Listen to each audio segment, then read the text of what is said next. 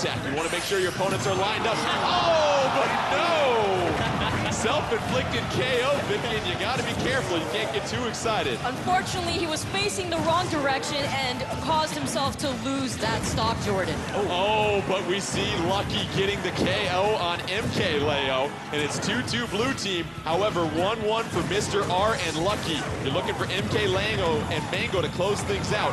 Mango doing a great job, and oh, look at the top of your screen, Vish. What did we just see there? Oh man, a vertical KO. I mean, now it's just a 2-on-1 situation. What can you really do, man? This is difficult. Mango with a nice back air, and Ganondorf, MK Leo trying to use the down air. Lucky trying to elude and just get on some type of even footing. Oh, beautiful counter against Ganondorf, sends him off to the side, unable to recover, and Mango down to his final stock. MK Leo, though, still has 2. You figure, and that's the pivotal. Oh, but it's not enough. The huge contact there. Hanging on, but yes. He's living again. He refuses to quit. That Lucky trying to hang on. You figure the cutscene is a KO. But when you're confusing this system, you talk about being able to stay alive, and just relentless from what we saw there. MK Leo, especially with that Bayonetta, Vicky, staying alive to give the blue team the early advantage. We DI those and we live in, but not living enough. Unfortunately, they are going to fall, and MK Leo's team is going to proceed through bracket with Mango. Let's take a look at the updated bracket after our first 2 matches, and we'll see how these fighters will continue to make their way. So MK Leo and Mango, they get the victory, which means they will face off in a 1v1 coming up next, and it will also be Zero versus Armada in a 1v1 as well too. But let's get to our elimination bracket, because obviously it's double elimination in this tournament. You got to send some folks home if you don't keep winning.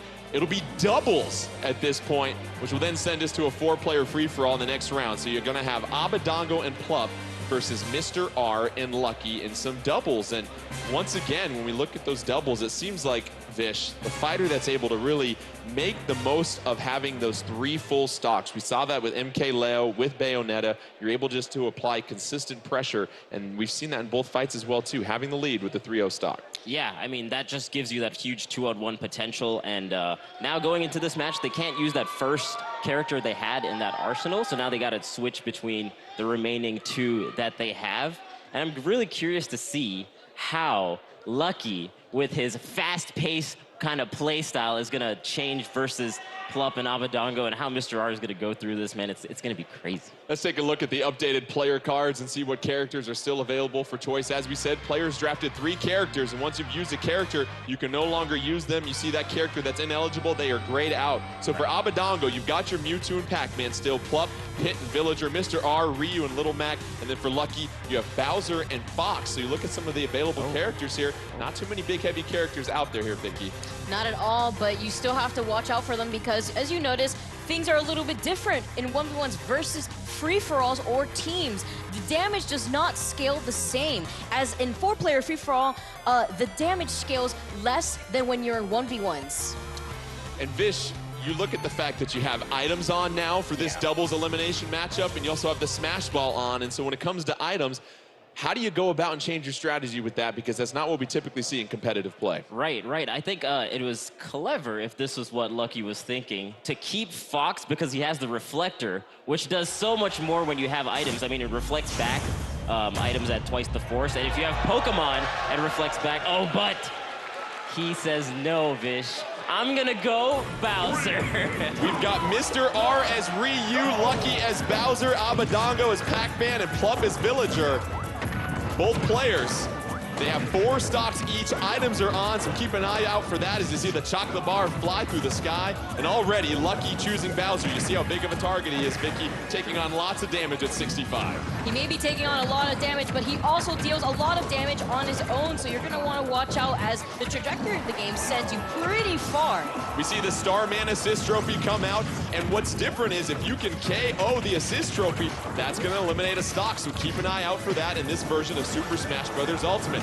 We already see our first fighter sent flying off the screen. Lucky. Abadongo on the right-hand side trying to recover. Oh, and Ryu goes out already. Oh my God, we got Knuckles. Knuckles the assist trophy. Knuckles the assist trophy, breaking the hearts of so many, but here he comes trying to assist the blue team. X-Bomb deployed off the side of the stage as well, too. You see some bottles of milk flying in there, trying to get some help. Plup doing a great job with that forward tilt, clearing out the room of Lucky. Both fighters getting juggled in the air, both Lucky and Mr. R, and smash ball on the stage. This can certainly turn the tide. Abadango and Plup still with 4 stocks each, and Mr. R losing his 2nd stock there, Vish. Oh yeah, and no one has seemed to got the smash ball. They all really went for it. I mean, that really changes the pace of any kind of match. Oh my, and Plup going so far for it, doesn't quite get it. And Lucky with the Giga Bowser. What is he gonna do? What is he gonna target? This punch is brutal. And Abadango going down. Waka Waka Waka Patman sent off the stage right there. Lucky using Giga Bowser and the punch, but now Bowser and Lucky down to 2 stocks. You've got a huge advantage for the blue team as Abadango still hasn't taken a damage on his 3rd stock here, Vicky. Yeah, unfortunately, that's a Waka goodbye to Pac-Man, but it doesn't matter because they're still in the lead. Aba holding on to the bomb, and Mr. R out of the stadium. Ryu down to his final stock. Mr. R really gonna have to hang in there tight. You've seen the pressure applied from both Abadango and Plup, 2 speedy characters working their way around the stage right now. Pac-Man using the down air on Lucky. Lucky getting sent sailing. We now have our launch star, one of the new items. You get sent into that, and that does it. That sends Bowser top of the screen KO. Both Mr. R and Lucky down to their final stock. No stock sharing at this point here. Abadango Plup looking very healthy at this point here, Vish. Yeah, I mean, honestly, yeah, that star launcher is really strong. I mean, it KO'd Lucky at such a high percent off the top like that. I really like it. But I think now it seems like Lucky and Mr. R are kind of slowing down the pace. They were going really, really fast at the start of it, and they got comboed quite a bit, and now they're kind of controlling center as best they can. But the stock lead is just so substantial for Abadango and Plup. Oh, Bowser with the fair. That's going to clear things out. Abadango at 3, Plup at 2. Mr. R, he is eliminated, and you've got Lucky at 82%. It's 2-on-1 and plenty of stocks for both Abadango and Plup. Abadango at 103, Bowser at 113. He's hanging on still. Both fighters, though, have him in his sights. Lucky trying to hang in there. Plup doing a great job with those juggles, though, Vicky. Yeah, he was doing a good job at avoiding Abadango and Plup and avoiding trying to get hit by them, and instead opted for them to get the blast. But oh my goodness, we're having the 3-part ship here from Kirby Air Ride. I'm so glad we were able to see that once again come back to the Smash Games, Jordan. A decisive victory. Nicely done as you look at Plup and Abadango. And it seemed like, Vish, their characters were just much quicker than what we saw for the other selections, Ryu and Bowser, and your opportunity to grab those items really gives you control of the stage. Yeah, I think because Bowser is like one of the slower of the cast in this particular set, I think that, you know, he just couldn't get up there as quickly, and he's so big, so he just got kind of tossed around by the other 2 the enemies. So he wasn't able to get the smash balls very well. He got 1, but he wasn't able to get the items. And, oh man, just kind of a slower pace. Ryu also not the fastest in that kind of team's dynamic, but Abba and Plup pull it out, man. Let's go ahead and take a look at the updated standings here now that we look at the bracket and see how things are advancing for our players. The elimination bracket, Abadango and Plup, they get the victory. That means they'll move on. Mr. R and Lucky, we appreciate you guys joining us, but it is an elimination tournament, unfortunately. So a couple people have to go home. But we're going to take a quick pause from the high-level play we see from the professionals and switch gears to a couple of special guests. And for more on that, let's please welcome to the stage one of the great Super Smash Bros. Hosts and commentators, TK Breezy.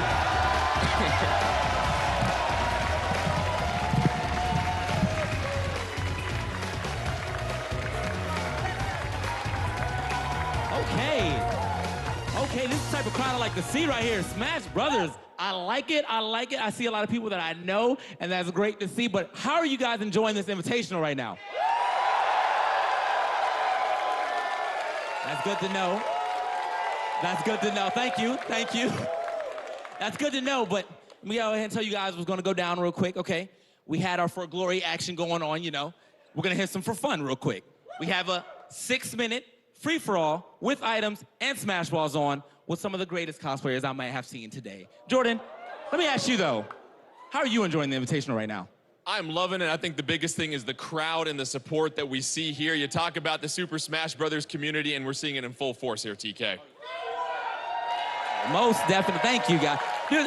This is the type of energy that I like. I almost walked in this morning and thought I was actually at a tournament. Like, there's so many people that I knew. I was like, man, am I in bracket? I might be in bracket. All right.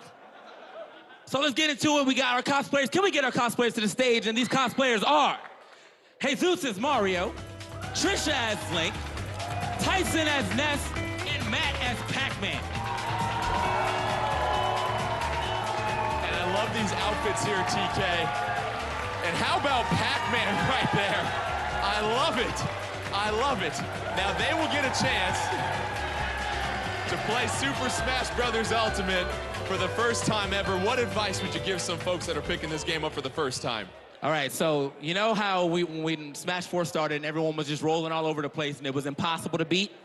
Well, that's not a thing here, because in this game, there's actually diminishing return on the rolls. So the more that you roll, the longer the roll is, thus meaning you're gonna get punished. So I'd say ease up off those triggers for a little bit, because you don't wanna be that guy who gets punished for rolling entirely too much.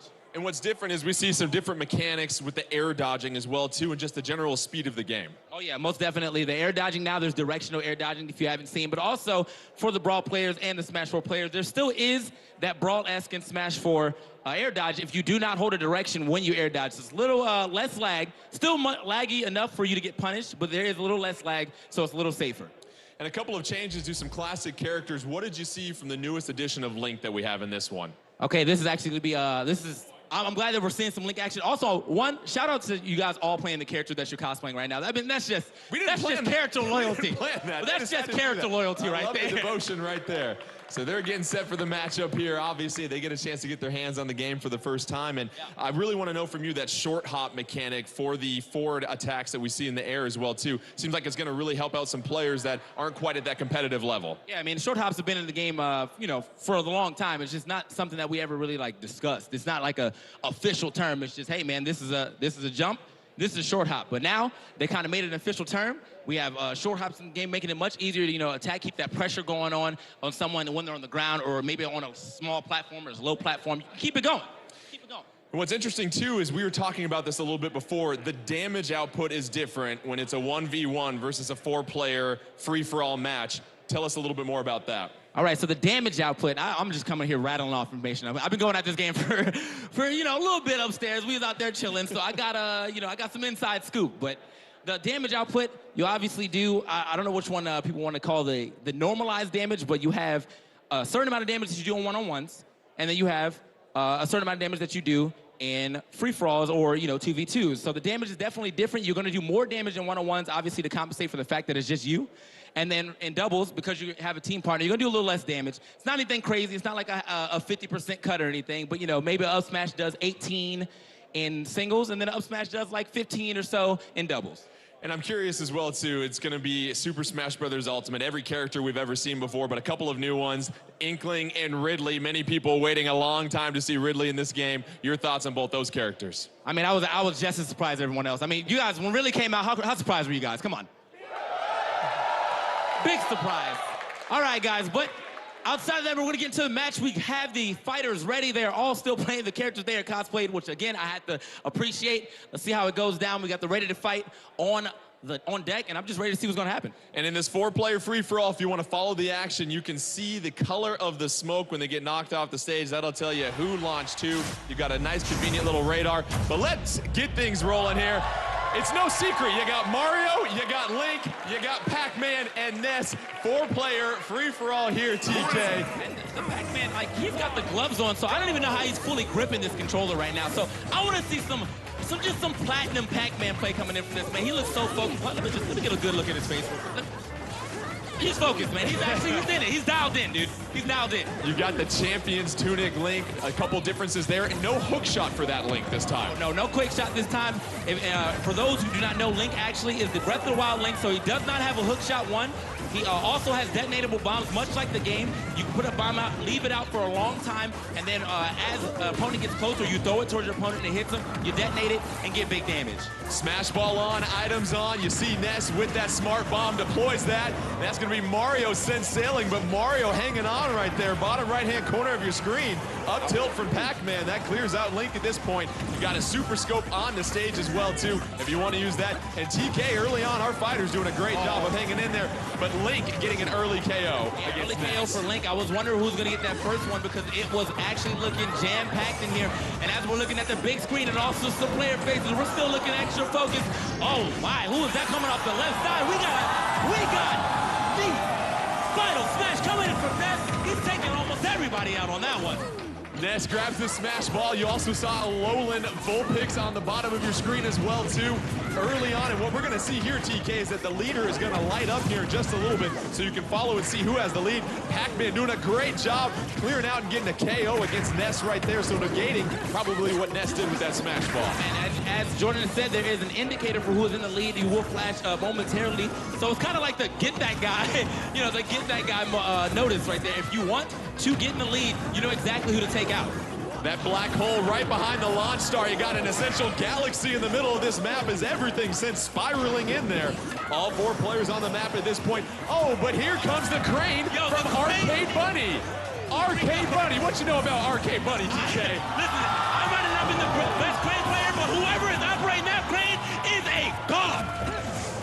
H.D.I falling onto the stage as well, too. And then Link with those remote bombs that we know much different than from what we've seen in iterations in the past. I mean, you see him already has it set out. Now all he has to do is hit down B one more time to go ahead and explode it. Obviously, going to wait around a little bit to see if anyone's going to get next to it. Actually, it's not even on the stage anymore. It might have just rolled off. But now that it's off stage, he is able to pull another one. You can only have 1 bomb at a time as Link. Oh, here we go. Ness at the top of the screen, just barely living that. It gets a dash attack. Not going to get too much off of that. Looking for the PK Thunder. Little ambitious there. Pac-Man in the middle of your screen right now. You see the Star Rod right behind him. Nobody grabbing that. That remote bomb sending Ness to the top of the screen. Ness and Mario on the right-hand side going a little 1v1. That fair knocking Mario back at this point. Oh, but you see the upward smash and another smash ball. Oh. You should get that. Oh, 2 smash balls, you say? You should get that one. Hit that one. Okay, Mario. Here comes Mario. And the smash ball. Sailing. It wasn't a real one. It was fake.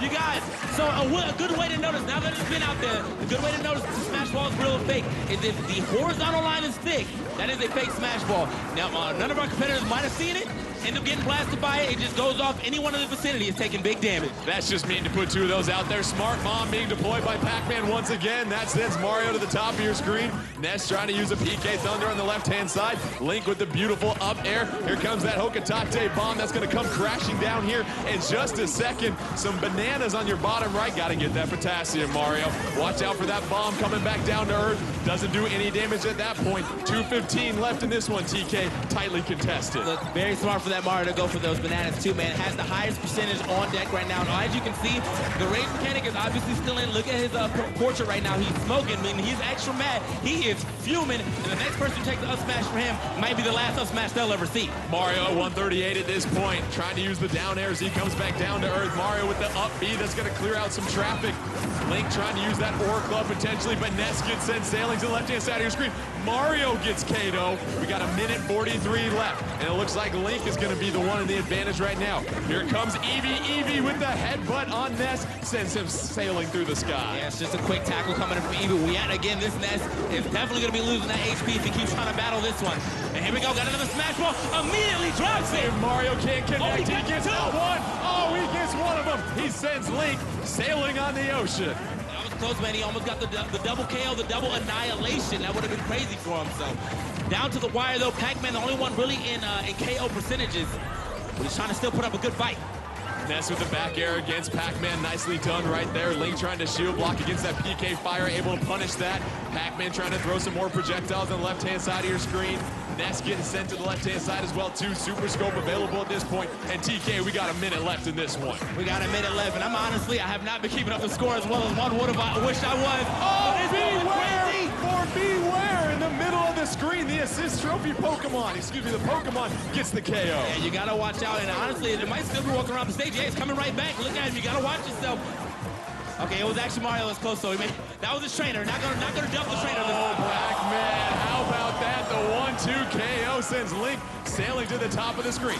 25 seconds left in this one. Looking to close things out. Ness is really the only one here, TK in KO range. Yeah, that is very true. Obviously, it's going to be a lot until we get some extra damage here, or anybody else are actually still eating the fruit that is dropping from the trees. If you guys remember from Totem Island, this is a 3DS stage. Everyone! Oh, but the hothead clearing things out.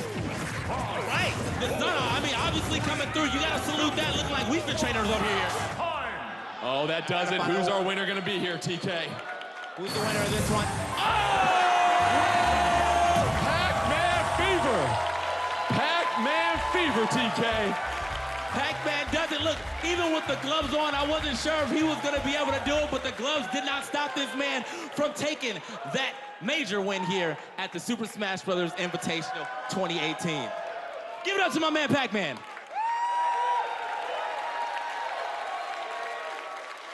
All right, guys, so that was a lot of fun, but we're going to get right back into the Super Smash Bros. Invitational 2018, throwing it to our casters. TK Breezy. Give it up for TK Breezy one more time here. Nicely done. And it's always great here, Vish, to see some players get their hands on Super Smash Bros. Ultimate for the first time, and you see all the fun that they had right there. I love seeing Smash Bros. Of any skill level, especially this early in the game. It's so hype. I mean, Pac-Man, a Pac-Man cosplayer winning as Pac-Man. What more can you ask for Smash Ultimate? It doesn't get any better than that. And Vicky, we talk about fun, and that's the one thing we talk to all these professional players about. They say the one thing they try to remind themselves before they go out for any type of competition is that it's still a game and it's meant to be fun. Exactly. Not only does it bring friends together sometimes, but it also allows great family time, and it grants everyone to kind of loosen up and enjoy the game for what it is. Let's go ahead and take a look at the most recent bracket as we get set to advance on our professional side of the tournament here. We're going to have a one-on-one, Zero versus Armada. They were on the winning doubles team that overcame Abadango and Plup earlier in our first round of action. Let's take a look at the player cards here and see who they might be selecting. You see Zero has Sheik and Ike still available. Armada, Pokemon Trainer, and Kirby. And Pokemon Trainer, a few changes that will certainly benefit that style of play in this edition here, Vicky. It's going to be quite interesting because this time around, Pokemon Trainer has no fatigue. And you talk about that ability with no fatigue and interesting things you can do in the air here as far as combos and dodging, Vish, when you're using Pokemon Trainer. I think it's actually really cool because Squirtle, you know, he has like lighter hits, so he can do light hits and then maybe switch in the jump animation. You can switch Pokemon in this version, so then you can switch the Ivysaur, do a finishing move that way. And I think the really interesting thing is you have 3 sets of recoveries with Pokemon Trainer because of you can do it while in the air. So I think that'll make you can use Ivysaur's tether recovery. You can use Charizard's multiple jumps. You can use Squirtle, and he goes Pokemon Trainer. I choose you. Ike versus Pokemon Trainer. Smash Ball on. So Vicky, with that Smash Ball being on, how does that change the strategy in a 1v1? Well, as you notice, the Smash Ball doesn't usually appear in the beginning of the match, and more so in the middle of the match. So I know that Zero is going to be keeping his eye out for that, and Armada is going to want to try to take it over Zero before he tries to snipe it. We talk about Armada has a very strong punish game, so he will look for holes in Zero, but Zero getting the nice grab into the side throw. Armada down below Zero at this point here, and Vish, it's one of these levels. We talked about Moray Towers, hard to establish that neutral game consistently. For sure, for sure. But I think Ivysaur is a great choice in this kind of stage because the vines kind of go through the platforms as well, and even the up air, the bulb kind of hits out the platform. But the really cool part about Ivysaur is how fast he KOs his opponents. That up air will get you at like even 100%, so you got to really watch out for that. Both fighters finally on neutral ground. The punish by Armada right there after blocking the attack from Zero. Zero with the up air. That sends Armada sailing to the side. And how about the fair that we just saw from Zero there, Vicky? Yeah, he's doing a really good job at keeping Armada off stage and unfortunately unable to make it back. You saw Armada rolling a lot, and we've established already defensive play in this game is not rewarded, Jordan. It's more so aggressive play. Well put, aggressive play, and we see Armada go with the much faster Squirtle this time against Zero. Squirtle with the nice dash attack into the up air. That's going to send Zero sailing. Zero able to recover, though, nicely. And you look at Ike and those multitude of recovery options. That's going to really help out Zero as a heavier character, Vish. For sure, for sure. I really like the way that these players are playing. They're using the whole stage. I kind of thought they would be either in the center and whatnot, but they are just going all across the board.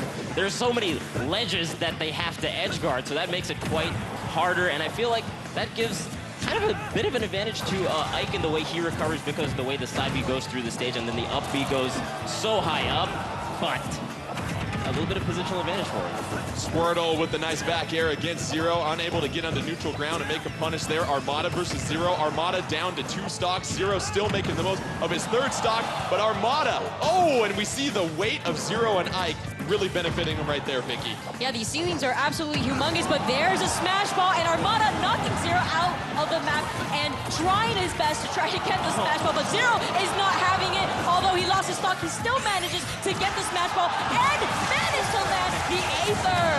Unbelievable turn of events right there as we see Zero getting the KO on Armada. Armada down to his final stock and fish. We thought Armada had a chance to get the KO against Zero and grab the smash ball during spawn. Wasn't able to do that. Yeah, I mean, that was kind of the plight of Squirtle, unfortunately. Not like a huge amount of damage output in a quick amount of time unless you combo it, so Squirtle wasn't able to get the job done. And I just came through swinging, and he destroyed my man Squirtle. Why you gotta do Squirtle like that, man? A couple of down tilts by Zero, unable to connect. Armada doing a great job of jumping from the lower level to the top level and connecting with a couple of those aerial attacks against Zero. That up air does a great job.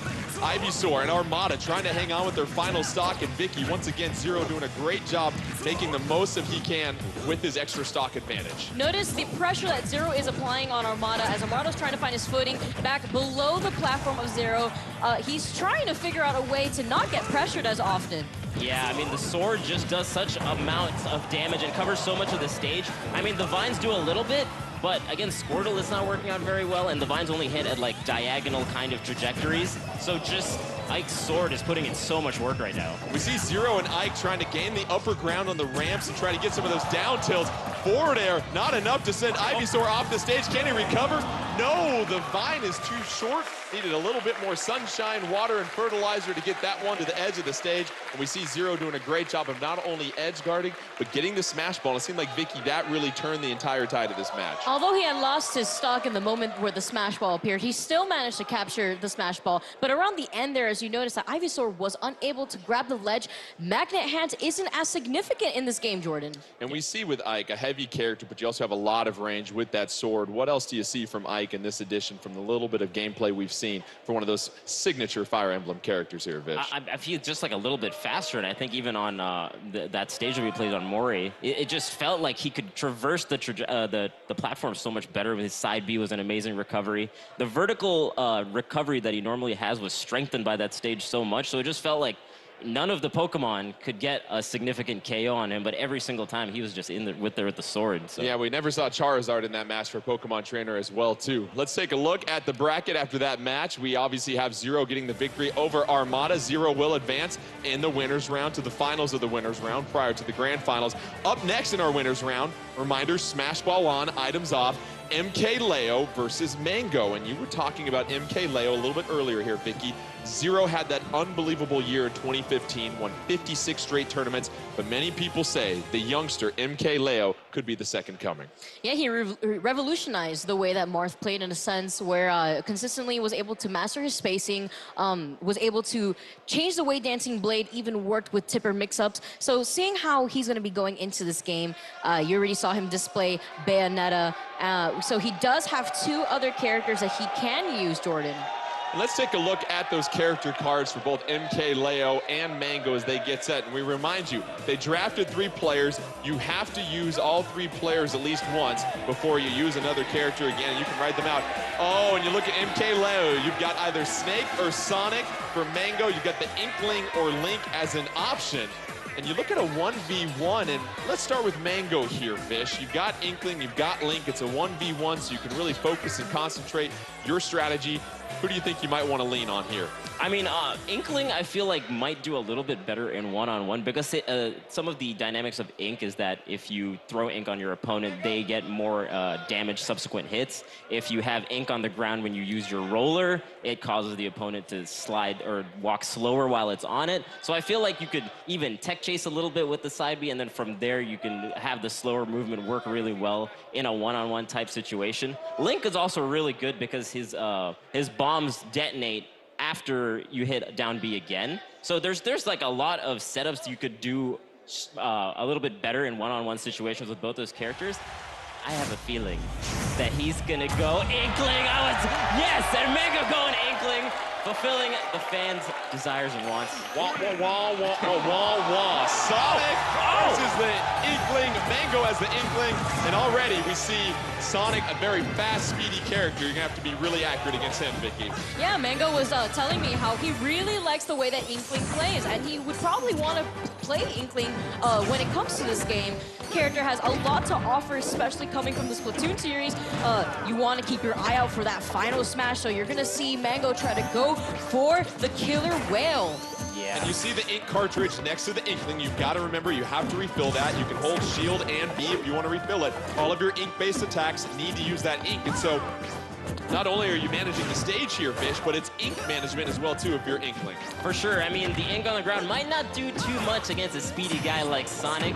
And I just got to say, I love that we're playing on Saffron City. That is amazing that it has come back into this game. Yeah, Sabrina and her Psychic Pokemon getting a great show here with Mango and MK Leo as both Sonic and the Inkling. Don't forget, Smash Balls are on. Oh. And here it comes. Let's go ahead and dial that up here.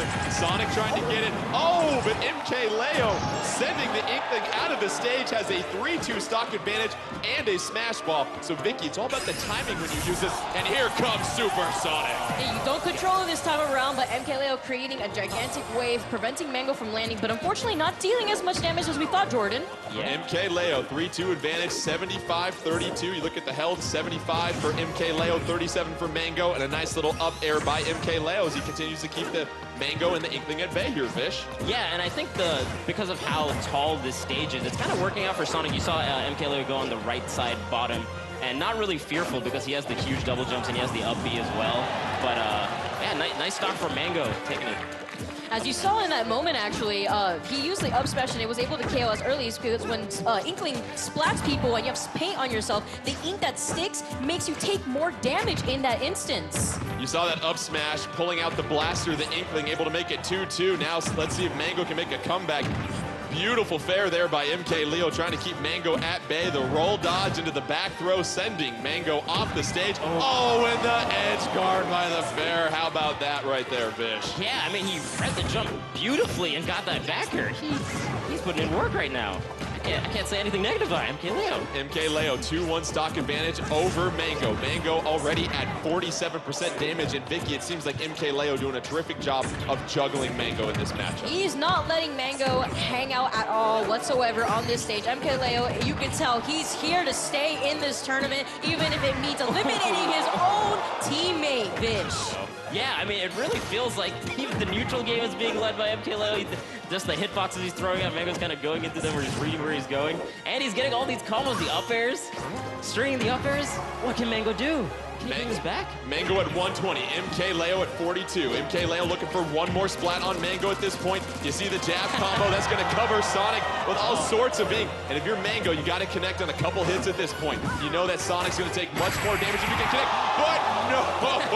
The forward smash by the ink-covered Sonic will go ahead and allow him to take a victory shower after that as MK Leo advances. And Vicky, as we said, and as Vish pointed out, really MK Leo dominating the neutral game and dominating the aerial game as well, too, against what we saw there in Mango and the Inkling. Yeah, aside from trying out a different color, he was able to make sure that Mango had a really hard time landing onto the ground and consistently juggled him, Jordan. Let's take a look at the updated bracket after that matchup and see what's happening here. And you see the couple of victories that we had in the winners round, which means what a matchup we'll have. Zero versus MK Leo here in the next winners matchup. 1v1, both of those fighters able to advance on. So we'll obviously move to the elimination bracket at this point as we get set for our next matchup there. And like we said, different set of rules in the elimination bracket. We now have a 4-player free-for-all. Smash Ball on, items on between Abadongo, Plup, Armada, and Mango. So Vish, you look at the rules, the 4-player free-for-all. Where do you begin with strategy in this one? Well, I see that there's 3 Melee players in the elimination round. I see that the finals have got 2 Smash Brothers for Wii U. Come on, Melee players. I know you have it in you. But as we go into this, I feel like it's going to be interesting because there's more items on, as you're talking about, and I feel like that's going to introduce a lot of different kind of entropy into the match. So there's going to be a definite random factor, so I feel like faster characters are going to be a little bit better in this kind of setting. And characters like I feel like Ganondorf was a good example, or Ike was a really good example, where they're like relatively fast, but they hit super hard in the air, so they can still get the smash ball when they need to. So characters like that are going to really work out well. And let's look at the character card and see who we might be seeing in this 4-player free-for-all. Smash ball on, items on as well, too. Abadongo down to Mewtwo, Plup with Pit, Armada with Kirby, and Mango with Link. And so really, Vicky, a collection of some light characters, Link being your heaviest one out there. Yeah, and I'm so happy that we're going to finally be able to see Breath of the Wild, Link Jordan. So it's going to be seeing how Link uses his bow and arrows. We saw that in the Direct earlier. He is able to pick up his own arrows and use double arrows whenever he uses his bow. Yeah. Let's get set for this 4-player free-for-all. As a reminder, only one player advances out of this matchup, so a lot on the line here as we continue along in the Super Smash Bros. Invitational 2018. Actually, Mewtwo is also a very cool pick because of how much space his tail takes. If you do down tilt or forward tilt, it kind of just hits pretty decently hard. It can combo well, and it takes up a lot of space. So I think Mewtwo's also a really strong pick in this kind of setting. And Vicky, you look at Mewtwo's tail and Link's sword, and a lot of times you hear some of these competitive players talk about disjointed hitboxes and hitboxes. How do those come into play with these characters? As we see Midna, the assist trophy, make an appearance. They do a really good job at controlling spacing in general, and look at Abba taking advantage of the healing field right there. He was lingering around it, and it allowed him to heal within the battlefield. So you're going to want to keep your eye out for these items. Oh, we see the up smash into the air right now, and already Palkia flipping the screen upside down. And this is interesting against human characters. The controls are reversed, and so you might see a lot of these players not move as much at this point here, Vish. Yeah, they kind of just stood still. Everyone was just like, what is going on here? I don't understand where I am. So everyone just took a little breather. Oh my goodness, but Plup with that down air spike already trying to be pretty dominant within this free-for-all. Oh, and we got a smash ball. Kirby using all his jumps to get up there, but no, Mango gets it and misses. Oh, this is the ancient arrow. That's the Mango. They're great against Guardians, but you gotta connect if you want to make good use of them. You see Abadongo, Armada, Mango, all with 3 stocks. But how about Plup here, Vicky? 135, but all 4 stocks available. He's doing a pretty good job at trying to edge guard Armada, makes it back into the stage. Armada trying to get away from Plup, notices that he's in his line of sight. Assist trophy on play. Oh, and we have a Nintendo. Oh, that's a good boy. That's a good boy. Why is a Nintendo in Smash? You're a good boy. Oh, yeah, you're a good boy. Plup at 135 still. All 4 stocks, but Plup gets sent sailing. Now all 4 fighters at 3 stock. Remember, only 1 advances. Armada trying to edge guard. Oh, Plup with a couple of beautiful aerials there, Vicky. Double back air into those double stocks, and as you see right there, the color TV game 15. Everyone knows what game this is, obviously. Assist trophy. Plup is just doing a great job at just edge guarding nearly everyone on this match.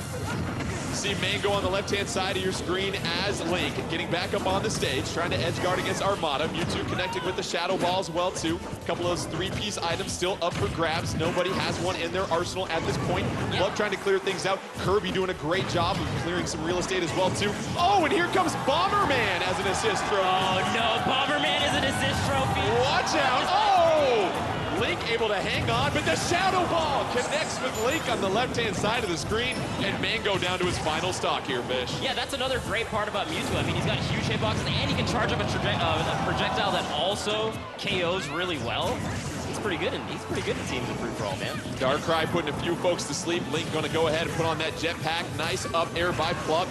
Plup sending Mewtwo off to the right-hand side of the screen. Mewtwo able to hang on and grab that ledge. Yeah. Plup still trying to clear people out, doing a great job. Has these 3 stocks. However, let's make that 2. And Armada's your leader with 3 stocks at 117. And the Kyogre. What's going to happen here? Oh, okay.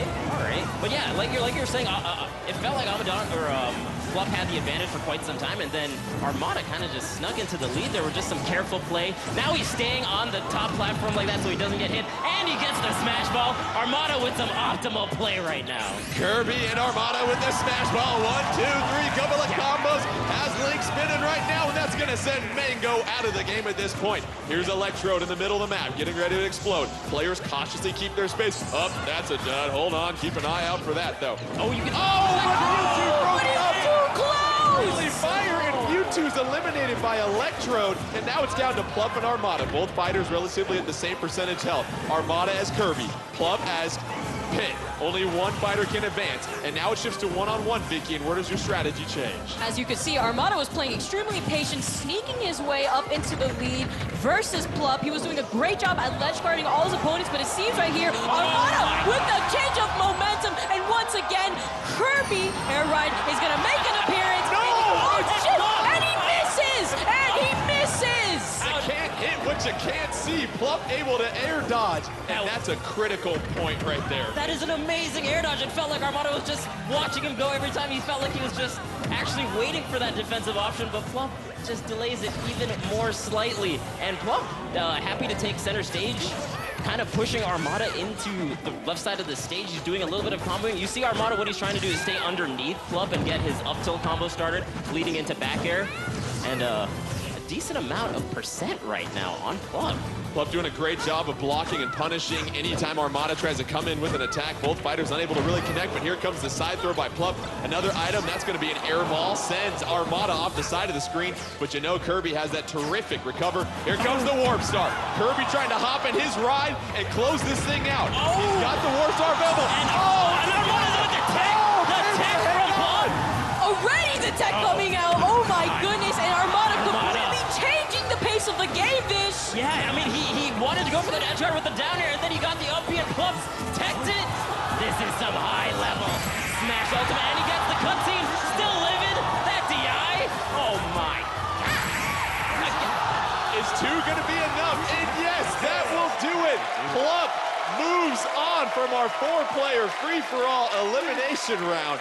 And how about that, the back and forth, but let's point out that highlight, that tech off the stage that we saw there, Vish. Yeah, so he had, actually there was a Warp Star on the left side of the stage. Armada was just like, nah, I'm not even gonna go for it. He goes for the down air, and then he had to recover, so he goes for the up B, and then Plup is like, you know what, I'm just gonna tech that and make it. A couple of highlights in this match, and Vicky, one of them came from the beautiful air dodge by Plup. You thought Kirby had things on set, ready to go to clear this out. Take us through what we see here. As you can see, Armada was preparing himself to hit him and wait for the perfect opportunity to hit Plup, but in the perfect moment, look how Plup was able to avoid the shot. Immediately after that air dodge, he felt like he was unsafe, but was able to dodge right on time. Oh my God. Unbelievable display of being able to dodge, including the fact that we talk about the multiple dodges that you do here, Vish, the less effective they are. Yeah, I mean, as if you do a spot dodge or roll, each time it has a little bit more lag on it, so it becomes sluggish. So the game itself is not trying to, it's promoting aggressive style of play. So if you're rolling and spot dodging quite a bit, it'll actually become slower and easier to punish. So Plup, even with that kind of disadvantage on the defensive option, still figures out how to do the spot or the air dodge into the roll to avoid that KO. That's crazy. Completely changed the match. Let's take a look at the updated bracket as we continue to eliminate more and more fighters as we move along here into Super Smash Bros. Invitational 2018. Plup will move on. He will take on the loser of MK Leo and Zero coming up here next. But let's take a break from the high-stakes play with our professionals and bring on a few more special guests to tell us more about that. Give it up once again for TK Breezy. I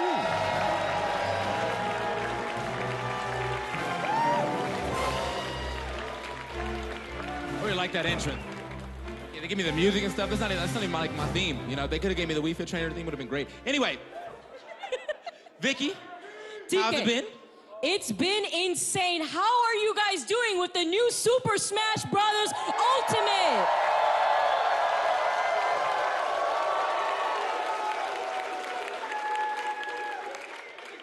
You can taste that energy. You can really just pull that energy out the air right there. So, with that being said, again, we have another free-for-all match for you guys. 6 minutes, all items, and Smash Balls on. But this time, we have some special guests. So I'm gonna bring out these special guests real quick. Our first special guest being Devin Graham.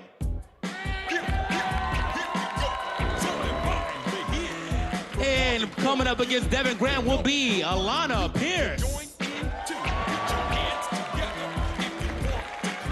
Also joining these two competitors will be Andre Meadows.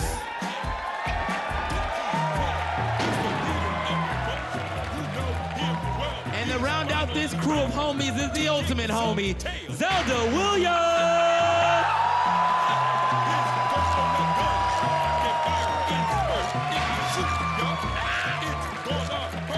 Everyone knows it. They heard that. They know the name. They know who it is, man. So here we are. It's gonna be, as I said, another free-for-all, 6 minutes. Okay, all items, Smash Bros. So it's gonna get a little chaotic here on the stage with Vicky. What do you expect us to see? So, Zelda Williams, no stranger to all of us in the community. We saw her from the last Super Smash Bros. Invitational, I believe, representing Link. So, TK, I'm actually pretty excited to see who she'll be playing now, but we can't count our other fighters out either.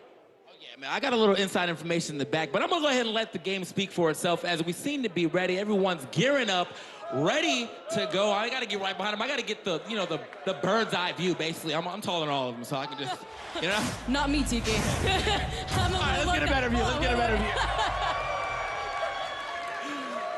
So here we are, Villager, Kirby, Pac-Man, and Sheik. Devin on Villager, Alana on the Kirby, Andre on the Pac-Man, and Zelda rocking the Sheik, which is still basically Zelda, so, hey, she's canon. She's canon. She's canon, although not Link playing Sheik. Now you guys could see Sheik at her finest within the new Super Smash Bros. Game. And TK, how destructive is this match right now? Already summoning Kyogre. I mean, that's a big pickup as a Pokemon. As you can see, he's just going to be blasting you off the side. If you don't have a great recovery, that's exactly what happens to you. Neither Villager nor Kirby able to get back from that situation. And now we have a solid lead. And look at Andre just chilling. He knows he's good right now, holding on to 52%, throwing the hydrant at them, and Alana pushing everyone away from her, just wants to avoid Devin at all time. Look at the tree, TK. Hold up, we got Alatios on the screen. That's also a great Pokemon pickup, as it's doing a lot of damage. Sometimes if you're high up on damage, it will end up knocking you off. Unfortunately, this time for Zelda, did not do such, and here we are, a new assist.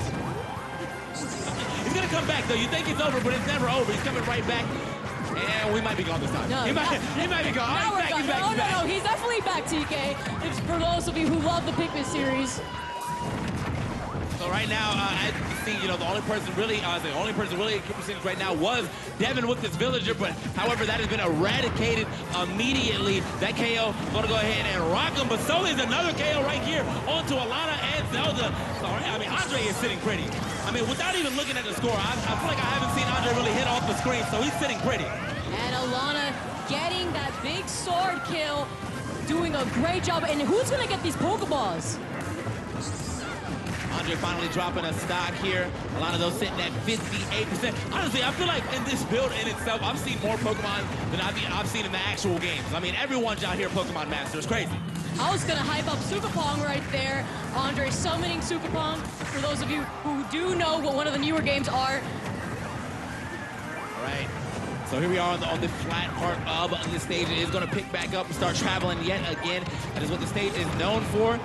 We still got Andre holding it down, but here we go. Back on the stage. Oh, the Villager chop almost probably getting a KO with that tree. I mean, it is still a very strong attack, and Andre's still sitting pretty close to 100. I mean, he's got to watch out for himself. He's got the highest percentage on the map right now. About to hit the halfway mark in this match. I don't want to know who's actually on the lead, man. I wish I had those scores up there. You know what I mean? And it's getting a little hot in here as Devin was doing a really good job at avoiding his opponents and continuously racking damage, TK. All right. And so now we got Alana just barely living right there. Gonna go ahead and hit the rock drop. I mean, a very signature Kirby move. Still does a lot of knockback here in this game, just as one would expect. Okay. The final counter from D from the top rope. This is gonna be a real problem. All right, we actually got a Star Wars battle right now. There's all kind of blade beams on here. Definitely safe.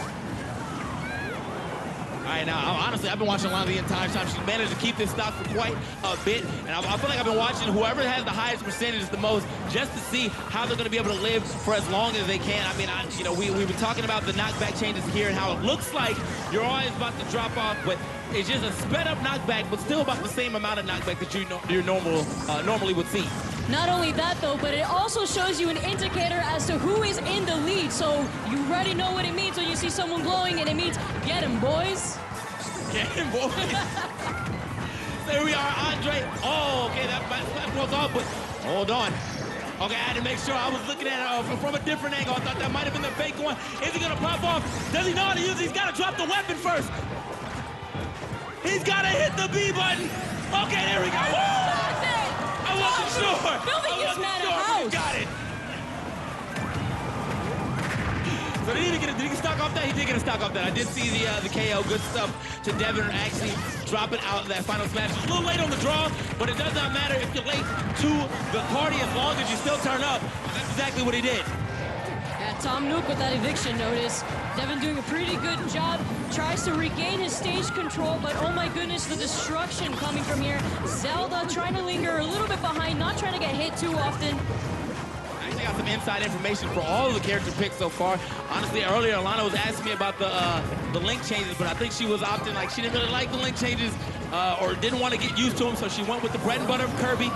Zelda's saying, you know what, I want to play Zelda, but I'm going to play Sheik because it's a little faster. And oh, so Galio. Everybody's getting a piece. Yeah, someone needs to call him Lunala. A minute left here in the game, folks. And again, man, Zelda Williams losing another stock right here. Andre still probably sitting pretty right here. He's only got 2%, and the only highest percent here right now happens to be Alana, but either way, there's such low percentage. We've got to see what's going to happen here these next few seconds, as I feel like we can get at least 1 or 2 more KOs here in the last 45 seconds of this game. TK, there's only 40 seconds on the clock, and so much destruction has been happening all around this. We've about seen only 1 smash ball happen on the stage, 2 smash balls at that. Look, the smash balls may not be coming out a lot, but the Pokeballs are definitely showing up. We got a Meowth on stage, throwing the paydays. And Alana actually trying to throw hands with the Meowth. I mean, if you got behind them or maybe on top of them, possibly, but not the Pokemon game I've ever done. Oh, and here comes Snorlax! Get out of the way because you are going down with him. This is going to be a real problem here, folks. I mean, this is down to the wire. Zelda only 6 seconds on the clock. Zelda and Devin susceptible to getting a stock taken. She barely lives in it. Here we are. Let's see who is the winner. Ever connecting at the very last second, TK. And it happens to be Andre. Look, I said the boy was sitting pretty. I saw the beginning of that game, and I was like, this dude right here, okay? This dude, Andre, had the best open I've ever seen in a free-for-all, and he just managed to run with that for the rest of the time. So, congratulations to our people. Let's get another round of applause for our special guest who decided to play with us. But as I said, man, that was a lot of fun. We're going to get back into the glory part of this. We got to see who's going to make it to that winner's side finals. And we're going to get that going for you right now. The Super Smash Bros. Invitational 2018. Throwing it back to our casters. Thank you very much. Big round of applause for TK Breezy once again. Nicely done, my friend. We've had a chance to see a couple of exhibition matches, and, you know, Vish, you look at all the action that happens, and those items can certainly come into play when it's a 4-player free-for-all. I'm seeing a trend of Pac-Man in these. Well, what's going on there? But yeah, I really do feel like items add so much just kind of variation to the game, and I feel like even at the levels of the special guests, I feel like the items just add even more kind of randomness, you know? Just whoever gets it gets so much more of a power-up. They're not going to be able to dodge nearly as well, you know? Let's get set for a matchup in our winner's side, trying to find a finalist out of that to get to grand finals. Let's look at the bracket now as we get set for what appears to be a titanic matchup between Zero and MK Leo. 1v1, Smash Ball is still on, items are off. The winner of this will move on to our grand finals. And the character selection as well, too. We know that both of these fighters have used 2 of their 3 characters, so by process of elimination, it's going to be Sheik for Zero, Snake for MK Leo, and let's just put some more historical reference on this here, Vicky, a matchup of these 2 types of caliber of players. This is no strange match, Jordan. We are very used to seeing these type of players. Unfortunately, when Zero retired, we had not seen him play MK Leo for quite some time. So watching the comeback on this stage for the Super Smash Bros. Invitational is insane. Both these fighters getting set for a big-time matchup, a spot in the grand finals as well, too. And Vish, you just look at the ability that these players have. This is a game that they haven't really had a chance to play for that long, but some of those same principles get ready to help them move along. Let's get set for action here, though. 1v1, MK Leo versus Zero. Oh, man. I'm actually, it's crazy that Zero actually saved the Sheik for at this juncture of the tournament, because I feel like that's probably his strongest character in his arsenal just from the little that I got to watch him play. Because the forwarders still kind of link in a very similar way to Smash for Wii U, and you get the bouncing fish in a very similar way as well. But air dodges are not nearly as strong, so bouncing fish actually becomes like such a strong tool. Maybe you can tell us a little bit more about that, Vicky. Yeah, aside from that, I feel like Bouncing Fish actually comes out a lot quicker, and the grenades, Sheik's grenades no longer sends her into free fall, so she is now able to recover without accidentally SD. Oh, man. MK Leo at 49, Zero at 49. Both these fighters still at neck and neck, even at this point, 3 stocks each. Now we look at the advantage as Zero doing a terrific job with the juggle off the stage here, Vicky. Yeah, Snake now still has bomb recovery. He could also throw a grenade in 3 different distances depending on how close to yourself that you hold the analog stick. And it's insane. Zero, though, showing that Snake is nothing with that up smash, catching his landing again, Jordan. Zero with the pair of up smashes gives him the early 3-2 stock advantage, and Vish already we're seeing the speed of Zero versus MK Leo and Snake. Yeah, for sure. I mean, he's doing a really good job just kind of being underneath where MK Leo is, and he gets those tilts into those forward air combos. That's just so much damage, so much consistent damage from Zero. Feels like MK Leo can't get quite the same damage output that he is, but he has the smash ball all to himself, and he gets it along with the stock. Oh, man. Oh, That smash ball is jostled loose, and it careens to a pin, but here comes another one. Can Zero snag it? Oh, it's going to be MK Leo that grabs it. Excuse me, Zero with this. MK Leo gets the smash ball, trying to get Zero in his sights. Looking for the shot. Is it going to be enough to get Zero? Zero doing a fine job there, Vicky, hopping off stage. Yeah, Zero doing a great job at avoiding that final smash. Quite unfortunate, but it was meant to be. Leo's gravity does sometimes stink, Jordan. Couple of up tilts by Zero right here into the juggle in the mid-air. Beautiful job on the forward air, and we see Zero continuing to apply that pressure here, Vish. Yeah, and another strong part of Sheik's play in this particular iteration is that the back air is really, really strong, so any kind of off-stage edge guard that he gets like that might actually KO. And we get the forward smash, still not quite great DI from MK Leo. MK Leo trying to recover at this point. That up B gets him on the edge, but then the 1-2 grab to the side throw. Nicely done by Zero right there, Vicky. Yeah, and as you can see, Snake's up tilt is still as strong as those who have played Super Smash Bros. Brawl have witnessed. It also kills. Vish, I know you've seen this a few times yourself. Oh yeah, definitely. And even you saw MK Leo coming back with the up B. It does have like a bit of super armor, so even though Zero hit it, it did not actually knock him out of it. And now he's recovering so high, and that's a great mix-up. He dropped the bomb at the same time, so it was actually kind of scary for Zero to go there and edge guard him. And he, what a play from MK Leo to do the bomb like that, and just, now it's just 1-to-1, guys. Couple of stocks are swapped at that point. Both these fighters looking for a spot in the grand finals, down to their final stock. Zero versus MK Leo. You see the C4 in the middle of the map at this point right now. You gotta watch out for that, Vicky. Yeah, as you see right here, Zero actually playing a lot more patient, as now he's deciding to be a little bit more aggressive by the ledge. Wants to, oh my goodness, Leo though with these setups, not letting Zero land, taking advantage of the fact that he's deciding to contest him in the air. Zero trying to zone out MK Leo at this point, trying to put a little bit more distance between him and MK Leo, but you just see the consistent pressure by the projectiles, but MK Leo, Zero, with the air juggle against MK Leo. Vish, he is relentless. Oh my God, he brought this all the way back, man. That's so much percent out there, and I like the way that MK Leo is playing. He's just kind of staying back and putting mines, putting grenades, but Zero just kind of dashed in, because that's a really good play against this kind of defensive style. And he's got needles of his own. He's got some projectiles. See a couple of grenades come out, trying to keep Zero at bay at this point. Zero at 90%, MK Leo 48. Zero sent to the top of the screen, still able to hold on there though, Vicky. And I like how Leo is hanging around the right side of the platform, watching it go up and down, and acknowledging where he could throw his grenades to continuously pressure Zero. Yeah, and Zero also kind of making a good advantage of that same particular location by kind of just jumping and forward airing as soon as he sees MK Leo going, and a bomb. Oh, he goes for the bouncing fish way off the top. This is crazy. Oh, man. Upbeat by MK Leo to get back on stage. The grab into the back throw. Is it enough? No. Zero still able to stay alive on the upper platform. MK Leo trying to put some pressure on Zero, find his way into the grand finals. Can Zero cause a comeback here, though? MK Leo, Zero, both trying to figure each other out. But here comes a juggle from Zero here, Fish. Oh my God! And Oh, and the bouncing fish five! Fish side! Oh my Left zone! Look at this pop-off! Popping off, man. How did he make that comeback? He was down like 50, 60% the entire time, and he goes for a bouncing fish right at the end. That was so smart of him because he recognized that Leo had been using his rolls quite often around the end, and as we discussed the mechanic, defensive play is not as rewarded as aggressive play. Right.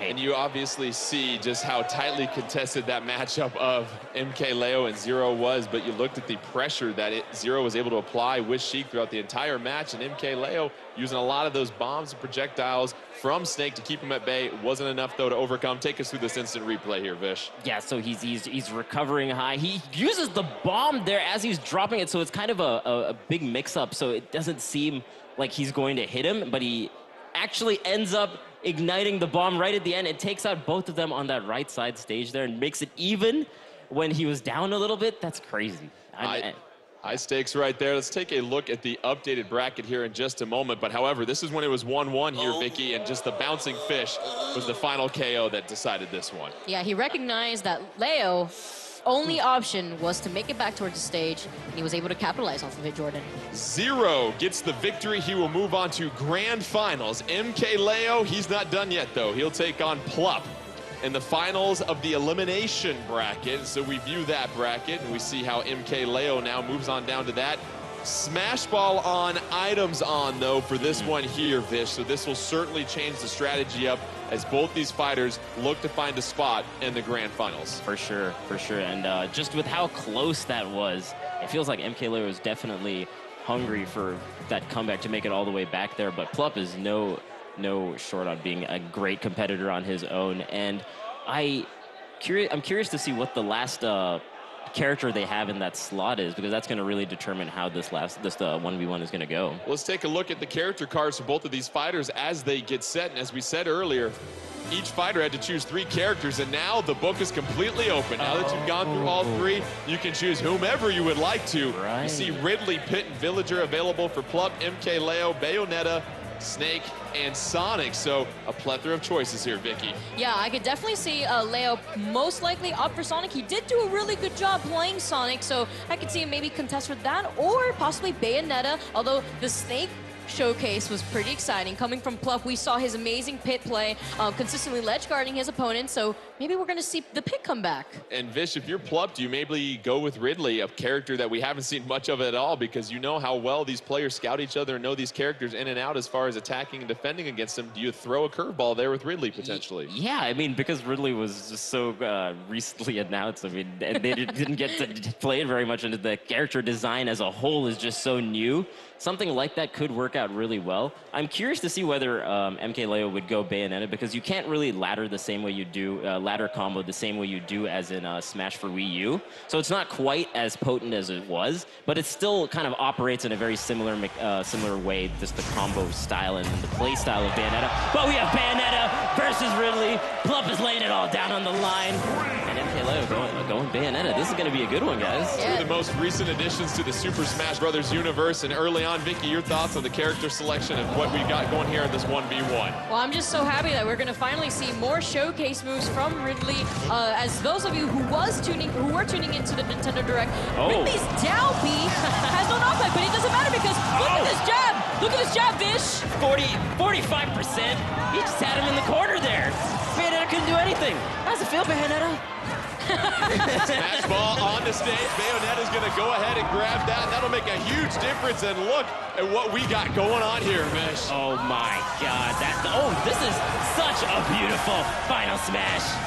A bigger Ridley just destroyed Ridley? Is that what I just saw?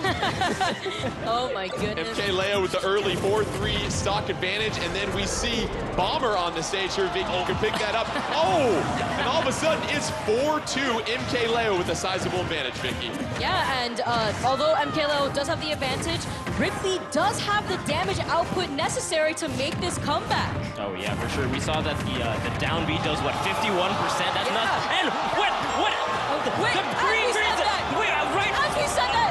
What game is this? Oh my What God. game is this? It's green's being such a low stage to the top that Bayonetta just does Bayonetta things, and we just gotta deal with it. MK Leo taking Plup to cruising altitude and a couple of KOs. MK Leo trying to hang on, really trying to get the punish off the edge of the edge. that was so Bayonetta unable to recover. Can Plup get back on stage as quickly? Yes. He certainly does, and it's now 3-1. But you see Plup at 106 trying to edge guard against Bayonetta. It's going to be another combo and juggle off the top of the screen, and that is game. Okay. MK Leo as Bayonetta taking Plup and Ridley for a ride at the top of the screen for several KOs right there. So disregard what I said earlier. Bayonetta still got it. Bayonetta's back on the block, looking as great as ever. Looking. Well, we talked about it before. Oh, when you get no. your hands on a new character like Ridley, you don't get a lot of hours to put that practice in and understand every single nuance. And then obviously Bayonetta, every player is going to be different in each new game of the Super Smash Brothers series. And we saw MK Leo, just an absolute technician right there, Vicky. Yeah, I mean, he told me himself, he was like, I'm gonna play Bayonetta, and I'm gonna show everyone what I could do with her in the new Smash Brothers Ultimate, Jordan. Oh my God. Let's go ahead and take a look at the bracket as we get set for our grand finals here shortly. MK Leo advancing out of the elimination bracket, had a very short stay there. Didn't need to pack too big of a bag for that, which means our grand finals are set. MK Leo versus Zero. It will be a best of 3 between these two, and you have the option for a bracket reset if MK Leo is victorious. But before we get to that, let's go ahead and bring out our man, TK Breezy, to tell us what's coming up next.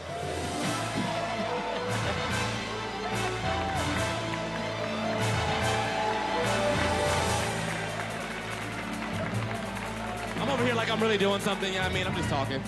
Vish, that last match was disgusting. Yeah, Bayonetta's pretty good. Vish, you don't understand, okay? We thought we were getting away. We thought.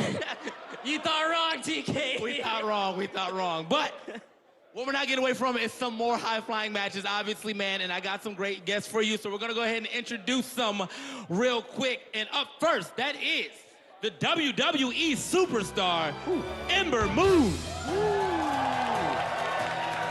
Okay. WWE.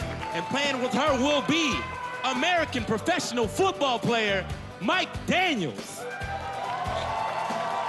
Oh my God. Also playing with them will be actress Olivia Holt.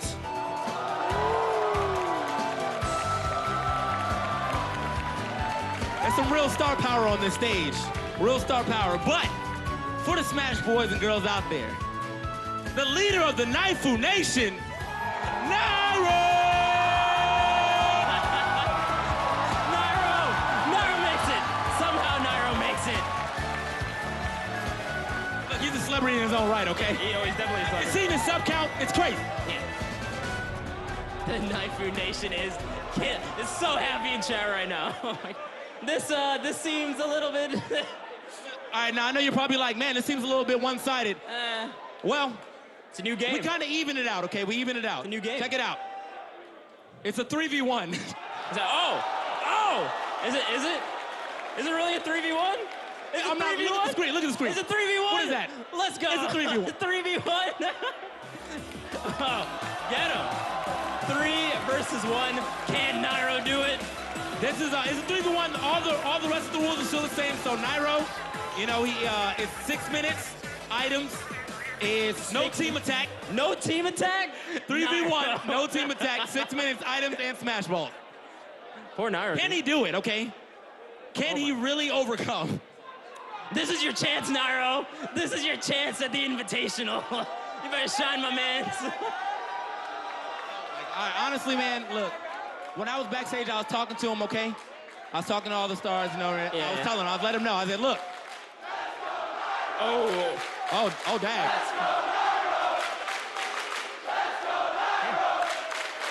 Okay. I wonder who the crowd favorite is, TK. What do you think? Oh! And he's going snake! Listen, I said it. I was like, look here. Nairo, regardless of what happens on this stage, all right?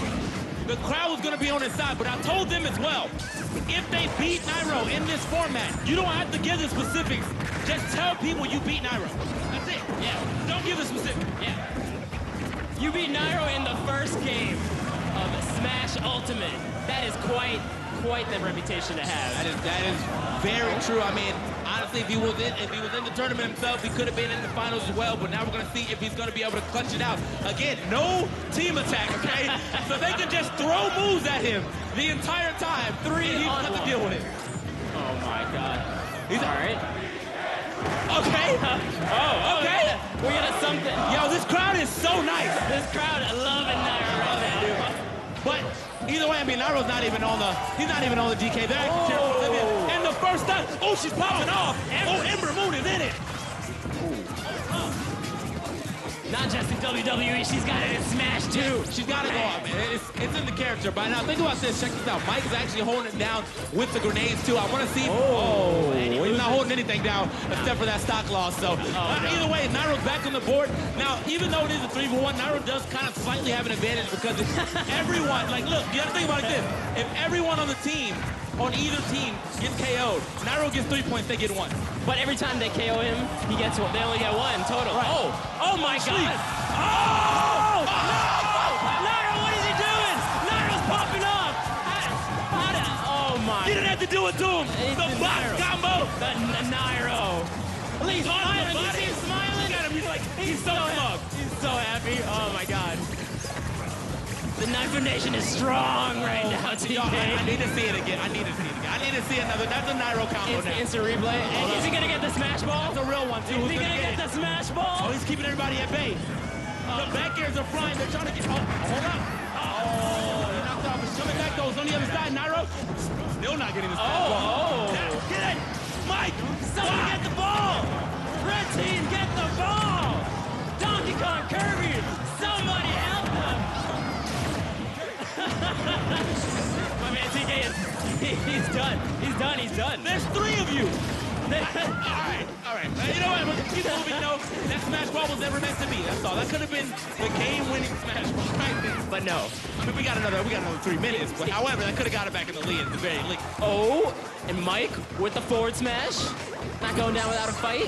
Definitely not going down with a fight, man. Mike, he's been trying to stay on top of Nairo the entire time. Everybody get a piece.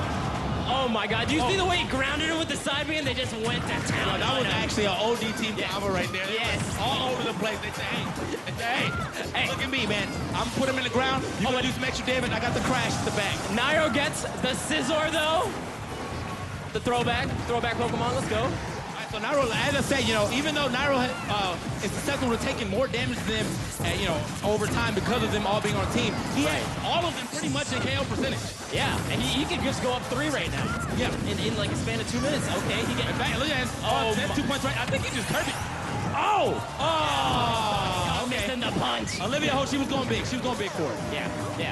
Oh my God. He's igniting on him. Nairo, you can't do this to these people. Oh my God. It's over, dude. Nairo's killing it. Over, dude. Nairo's killing it. Listen, we got 2 minutes left, and Nairo's already done 2 amazing combos on these. I mean, the entire team gets in the combo, too. That's crazy. Yeah. Okay, they're doing the Donkey Kong side B again. I think that's a great combo starter that they need to get more of. Got the Fire Flower. All right, that's good. Okay, hold on. This could be big. This could be big. He gets the aim. But We got it. Yes. Crucial. That was a necessary stock to take. I mean, honestly, Ember has not been putting the team on the back, man. I could have saw a one-on-one. Yeah, man. I'm just saying, I could have saw a one-on-one. Oh, yeah. So right now, though, what I have noticed, okay, so this on Cinch Trophy, it just zooms in the screen, but as the screen is zooming in, so do the blast zones. So as the blast zones are getting closer, anyone getting hit now is more susceptible to lose that stock. Just as we see DK in the background taking an up tilt at like 6, and he's gone. Man, that's crazy because on 3-on-1s, like you're talking about, Nairo could just get really quick KOs with the Squid Sisters. Oh my God! All right, Olivia taking one off Nairo. And the black hole. Oh, the fake one! He's igniting everything. He's got the full item combo. He put the black hole with the hammer. How does he do it? He can't get through that. Okay, Hero, we got another one. It's OP. We're dropping it. Oh, Volt Tackle. Oh, Volt Tackle misses its mark, though. All right, well, to be real, if she didn't know about the changes, honestly, I forgot to. I'm not gonna lie. I'm not gonna lie, I forgot to. We'll give that to her. So good stuff. I mean, regardless to the red team, they managed to get some great stock off of Nairo, but Nairo has also been getting some crazy, like, 3v1 KOs. So. And Nairo's just kind of using his recovery a little bit more, just staying off the stage. Oh man, okay, and then he finally losing the stock. And they're synchronized. You see that, the way they were waiting right before he came down? Yeah. They figured it out. Yeah, man. Here we go. I kind of want to see Nairo still go in here.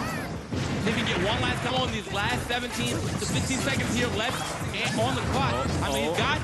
He's actually got the most percentage, so they might be able to get a stock here. Oh, they get a stock. That might be something. He's fast falling. Maybe think he's gonna get the barrel, but he did not. All right. That'll do it. Let's see who ends up getting the win here. It's Nairo. Can I see those points? I need to see those points. All right.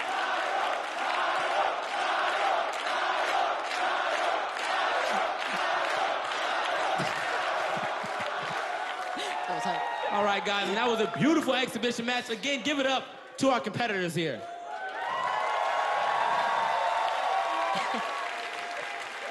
But obviously, the action does not stop, man. We got to get into the grand finals here of our Super Smash Brothers Invitational 2018. I'm going to throw it back to the casters. We want to get this thing going.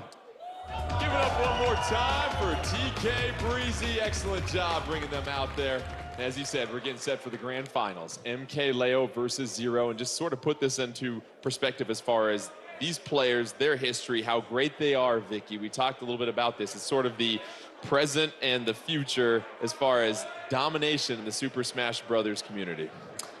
I just want to say that after this invitational, if Zero gets his two-step, if Zero proceeds with the second win of an invitational, then he better come out of retirement, because we are finally seeing our grand finals match, Zero versus MK Leo. Yeah, and he's pulling out the scarf again. Let's go, Scarf Army in full effect. But as we saw in the previous match, that all three characters are unlocked again, so they can start from fresh. Smash Ball is off, items are off. It's going to be a nice little one-on-one, a clean little one-on-one. Stage hazards will be off as well, too, so you do get a pretty good replica of some high-level competitive play between these two. There is the opportunity for a bracket reset. If MK Leo can take the first best of 3, we will reset the bracket. It is double elimination, but if you're Zero, you're 2 wins away from becoming the champion. So take me through maybe some of this character strategy. We saw what MK Leo, Vicky, was able to do with Bayonetta. Did we see if Zero counters with Sheik, or what type of decision do you think we might see from these players? I'm kind of expecting the Sheik. Funny that you mentioned it, Jordan. Bayonetta. Is she gonna be the best character in Super Smash Brothers Ultimate, Vish? I mean, that last set was kind of crazy, dude. The ladder combo's still in full effect. But yeah, it's going to be interesting to see what Zero does, because I think MK Leo is pretty comfortable with his Bayonetta pick, just based on how things are going. I feel like Zero is going to go Sheik, because it felt like he got a few of his own combo initiations and combo setups going in terms of his forward airs, in terms of his bouncing fishes off stage. So I think that's the matchup we're going to see, but I mean, we could just see a curveball with something else. What do you think? Let's get set for these grand finals of the Super Smash Brothers Invitational 2018. MK Leo taking on Zero. Final destination. Smash Ball off, items off. And we get set as these two titans get ready to square off against each other. The characters will be, it's a me, a Mario for Zero taking on Bayonetta for MKLeo. So no surprises with MKLeo, but Zero going with Mario. Yeah, Mario also had a lot of decent up tilt setups that he had before, and even the up air string really well. So I think this should work out too. He's got the combo setups with Mario as well. Curious to see how this one goes. Grand Finals, best of 3, one-on-one, smash ball off, items off as well too. MKLeo with the grab, beautiful up tilt as well too. Mario with the back air and the up tilt, a nice little juggle right there, Vicky. Yeah, Bats within not being as safe as you may think from the previous game, but MKLeo applying a good amount of pressure. Zero playing everyone's favorite plumber, trying to play as safe as possible, does not want to get caught in that witch twist, Jordan. Grab into the down throw from Zero, unable to turn that into a combo right there, and then you continue to look at the constant pressure that MKLeo is applying on Zero here, Vish. Yeah, it feels like grab combos are not quite as potent. It's more just for like positioning. We saw him try to go for the up air. We saw Bayonetta try to go with her throw as well, and not really connecting too much. So I think aerials, that was amazing spacing to be right outside that hitbox. Zero's crazy. Double forward smash? Yeah. Yeah. Zero doing a great job of blocking that down air from MKLeo Bayonetta. MKLeo at 95, Zero at 92. These fighters have been so equally matched throughout this tournament. Now comes the edge guard phase by MKLeo. Zero able to get back on the stage. MKLeo sending Zero off. Zero looking for the recovery, able to get back on, Vicky. Yeah, I like the use of the cape right there. It's able to stall his recovery, but unfortunately not going to be enough as Leo continuously goes down there and edge guards him with the back air. Yeah, so the ledge has similar mechanics to Smash for You, where you get the ledge trump, but you don't get the back air afterwards that you do in Smash for Wii U. So going out there before you even get the ledge is a great way to get the edge guard. You saw him just get the hit before you could even contest the edge. Mario into the down tilt. Gets the up smash against MKLeo, and it's now 2 stocks to 2. The dash dance? Zero? It's moving fast. Okay, the combo, and DI'd out of it. Okay, all right. All right, but no more up tilt combos here. But as I say that, with the up air and then trying to go for that fair, Flood is still ready for him. MKLeo, though, makes it back onto the stage. Yeah, it looked like he was getting something started, especially with that forwarder at the end and then using the flood and trying to cape right after. This is some high level already. I'm really liking what I'm seeing in this one-on-one. Zero able to avoid the KO from the juggle that we saw at the top. MKLeo so well known for that. It's 92 for MKLeo, 85 for Zero. Down to 2 stocks here in our first of 3 in the grand finals, Vicky. Like to note that H.D.I is not as prominent within Super Smash Bros. Ultimate, although DI does become important at later percents, and unfortunately, with that air dodge, it's going to have too much lag to be able to recover back onto the stage. A mishap by Zero. It's going to cost him a stock. It's now 2 stocks to 1. And if you're MKLeo here, Vish, you want to make the most of this 1 stock advantage. But there goes that advantage. Yeah, down to our final stock here in the first matchup of grand finals. Bayonetta with the up tilt. MKLeo at 0. Zero at 45% when it comes to health. We see the perfect shield right there. Yeah, and perfect shielding in this game actually happens when the shield goes down. So you have to be shielding and then you let go at the proper timing, and it does the perfect shield as opposed to previously where it would be where the shield came up. Bayonetta getting Zero into that combo. Zero able to get out of there. MKLeo applying the pressure, the grab, side throw, trying to punish on the edge right there. Up B by Zero to get back on stage, Vicky. Very smart of Zero to keep his jump in that instant. Unfortunately, he's going to be getting out of it. First game will go to MKLeo and Bayonetta. It's best of 3 in this grand finals. If MKLeo can steal 2 out of these 3, we reset the bracket. What did you like from what he was doing with Bayonetta in that matchup? I like the way he was edge guarding. As soon as Zero was way far off, he was trying to shoot. And I think before Zero could even do the up Bs to get the ledge, he would go out there and do the edge guards. At the end, though, Zero tried to mix him up by doing the up B earlier and get on stage, and we see the magnet hands are not nearly as strong as they were before. So I'm liking the little mix-ups that we're seeing from both of these players. And Vicky, you pointed it out. We saw a little bit of a mishap from Zero. He went with that air dodge with Mario, and the lag is so long after that. We saw the self-inflicted KO, and that was a critical stock in this match. It's quite unfortunate. Directional air dodge actually has a lot of ending lag, so you don't want to do it too high above the ground. You kind of want to do it closer to the ground so that way you can take advantage, but also at the same time, Jordan, we can't be dodging too much in this game or else it starts slowing down. It certainly does. Both these fighters have the chance to change their characters as they get set, so let's get you set for Game 2 in this grand finals. We're looking for a potential bracket reset if MKLeo can get the victory over Zero. Zero is just 2 games away from becoming our Super Smash Bros. Invitational 2018 champion. And we have Sheik versus Sonic, a couple of very speedy characters here, Vish. For sure, and like we were mentioning before, just the tilt combos, the forward airs, the bouncing fish, it feels like Zero's definitely in his comfort zone here going up against the Sonic. Sonic doing a great job early on with the grab into the down throw, getting the juggle early on, both fighters spacing each other out, but MKLeo at only 8%, Zero already with 62% damage. And Vicky, we see those throws by MKLeo and Sonic leading to some nice 2 and 3 hit combos. Yeah, MKLeo was doing a really good job at taking advantage of catching landings with Sonic, a character who is known to have some of the fastest speed in the game. Yeah, and we see a lot of moves hitting into back air or even out of throws, as we were talking about, doing the up air, and then he does the up B really cleverly to get out of Zero's range, and then using the aerial drift to get back to the center stage. I really like this play, and he's using the up B there again to try to edge guard him as the bumper falls down. It does have a hitbox, and an up smash coming out from MKLeo, taking the first stock. MKLeo's up smash gives him the 3-2 stock advantage. MKLeo at just 55% as well, so he's going to try and certainly make the most of this. The crowd chanting MKLeo, the support for the youngster here as he tries to upset Zero. Another grab, Vicky, into a juggle, and we see MKLeo dominating the aerial game here early on. Yeah, Zero finally finding his footing onto the ground, and how exciting would it be, Jordan, to see a bracket reset and more characters on the screen. Now we see Leo taking advantage of Sonic's speed. Yeah, and he's doing a really good job while Zero's above him, just kind of homing in and figuring out where exactly he's going to go and then connecting it to up airs and back airs as he's been doing. So he's just following him while he's in the air, and he gets the charge full smash. He just caught Zero jumping right into it. Brilliantly played by MKLeo and Sonic, and he has a commanding 3-1 stock lead at this point. Zero trying to come back and take a game from MKLeo. If not, we're going to have a bracket reset and a quick one like that. Oh, but she getting the up smash, and it's now 2 stocks to 1 here, Vicky. That follow-up into the up smash was just beautiful coming from Zero, and MKLeo is not faltering. Notice how Zero now has 1 stock. He does have quite a hill to climb here. Yeah, MKLeo, Zero.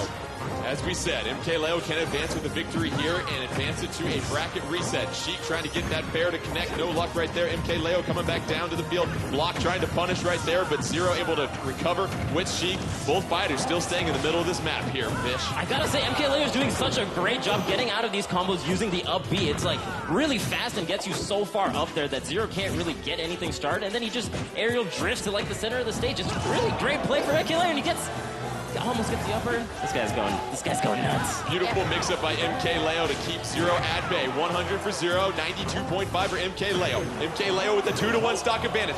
Trying to get the KO at the top with the up air. No luck right there. The grab into the side throw from Zero. MKLeo with that forward air. Now he has to edge guard. Zero getting back up on the stage. MKLeo trying to close this one out here, Vic. He's playing extremely patient right here, but unfortunately falls susceptible to Zero's up smash once again, Vish. Yeah, I mean, like we're talking about, if he does that aerial drift that many times, eventually Zero's going to get a read on him. And he read that up smash, but gets the back air with the cutscene finish. Beautiful.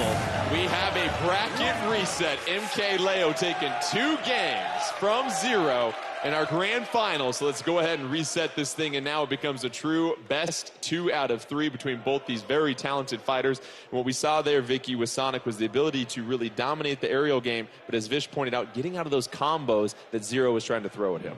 Yeah, using the spring as well as an option to just make sure he's not going to be falling to Zero's combos. He kept his ground really well throughout the entire match and continuously racked up a lot of damage on Zero as Zero was trying to find his footing back to the stage. But I will say that it felt like Zero was kind of adapting towards the end because he kind of understood, okay, he's going to try to get out of my combos as soon as he can with the up B. So as the set goes on, I'm wondering if Zero will punish those kind of up Bs and then trying to wait for the aerial drift a little bit harder even. So it's going to be interesting to see how this progresses. Well, let's get ready for our grand finals. It'll be best 2 out of 3. We had the bracket reset. MKLeo taking on Zero. Let's see the character selection. Oh, Sonic versus Mario. Take me back to all my arguments in the 1990s right here, Vicky. Oh my goodness, the ultimate battle, and what a great fitting battle at that here within our final grand finals match. And here we are, Sonic versus Mario, ladies and gentlemen, with Super Smash Bros. Ultimate on the screen. Where are we leaving right now, Vish? This is crazy, man. You could not have picked these two more iconic characters for such a finals. It feels like Zero is, MK Leo is really controlling the center well, and he goes back to center, and because he has such speed with Sonic, he can just dash all the way back and punish Zero's movement. So he's already got a little bit of a lead. Side grab into the throw by Zero, able to clear space out of MK Leo. Zero trying to move around MK Leo with that speed, gets that dash attack to connect. Oh, but there's the air dodge we talked about. Vicky able to recover in time. Right. Yeah, and unfortunately he had to resort to recovering early there, and he got hit by a forward smash, but he was still able to make it back onto the stage. Right. MK Leo with the 56% health advantage to Zero's 114 early on, both fighters at 3 stocks. Yeah, it just really feels like the MK Leo is content with just kind of keeping center stage. Oh, and a strong forward smash, but not quite enough percent. Trying to use the flood to push him off. Not enough. The drift, but gets the up smash on recovery like that. Zero. Up smash from Zero clears things out, and you continue to look at the 3-2 stock advantage for Zero at this point.